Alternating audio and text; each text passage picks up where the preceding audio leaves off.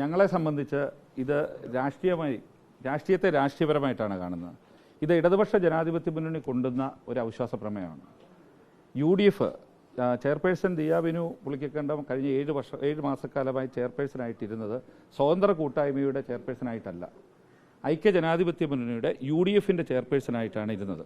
അപ്പോൾ UDF നേതൃത്വം ആണ് ഞങ്ങളോട് ആവശ്യപ്പെട്ടത്, ഞങ്ങളോട് ഇന്ന് അവിശ്വാസത്തെ ഫേസ് ചെയ്യാൻ പറഞ്ഞത്. UDF നേതൃത്വം വിപ്പ് കൊടുത്തു.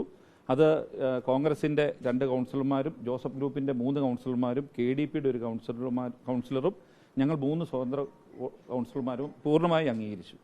അപ്പോൾ ഇത് ഇടതുപക്ഷ ജനാധിപത്യത്തിന് കൊണ്ടുവന്ന അവിശ്വാസത്തെ UDF നേരിട്ടു. കോൺഗ്രസിൻ്റെ വിമതരാണ് ഇതിന് അവിശ്വാസത്തെ അനുകൂലിച്ച് വോട്ട് ചെയ്തത്.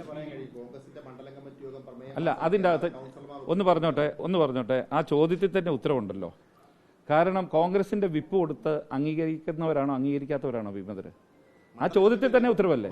മണ്ഡലം ഒരു ഞാൻ ചോദിക്കട്ടെ, ഏതൊരു പ്രസ്ഥാനത്തിലും ഞാൻ രാഷ്ട്രീയ പ്രവർത്തനം ഒത്തിരി കഴിഞ്ഞ 25 വർഷമായി കൗൺസിലറാണ്.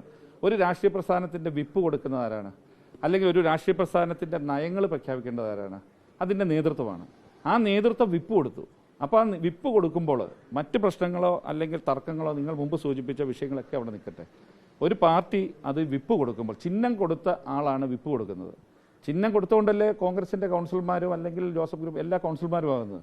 അപ്പോൾ ജോസഫ് ഗ്രൂപ്പിൻ്റെയൊക്കെ ഏറ്റവും ഉന്നതനായ നേതാവ് PJ ജോസഫ് സാറാണ് വിപ്പ് കൊടുത്തിരിക്കുന്നത്. കോൺഗ്രസിന് അതിന് അധികാരപ്പെട്ട ആൾ നാട്ടക സുരേഷാണ്, DCC പ്രസിഡന്റാണ്. അദ്ദേഹം ഇന്നലെ നിങ്ങളോട് മാധ്യമങ്ങളോട് തന്നെ പറഞ്ഞല്ലോ വിപ്പ് കൊടുത്തെന്ന്.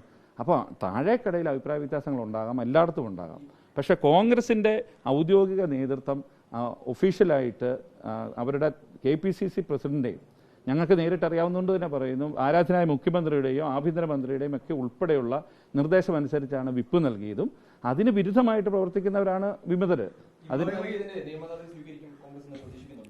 അല്ല, അത് അവർ സംഘടനാപരമായ കാര്യമാണ്, സ്വീകരിക്കുമെന്ന് തന്നെയാണ് എൻ്റെ പ്രതീക്ഷ. അല്ലെങ്കിൽ DCC പ്രസിഡന്റിനെ പോലെ വളരെ ഉത്തരവാദിത്തപ്പെട്ട ഒരു MLA കൂടിയാണ് അദ്ദേഹം പരസ്യമായി മീഡിയയോട് പറഞ്ഞ കാര്യമാണ് കോൺഗ്രസിൻ്റെ കെട്ടുറപ്പിനെയും അതിൻ്റെ സംഘടനാപരമായ രീതികളെക്കുറിച്ചൊക്കെ. അപ്പോൾ തീർച്ചയായും നടപടികളിലേക്ക് പോകുമെന്ന് തന്നെയാണ് നമ്മൾ കരുതുന്നത്. അല്ല, എനിക്ക് അതിനെപ്പറ്റി പറയാൻ അറിയത്തില്ല. കാരണം ഇതിൻ്റെ പൊളിറ്റിക്കൽ ഇക്വേഷൻ എന്താണെന്ന് പറയാൻ അറിയത്തില്ല.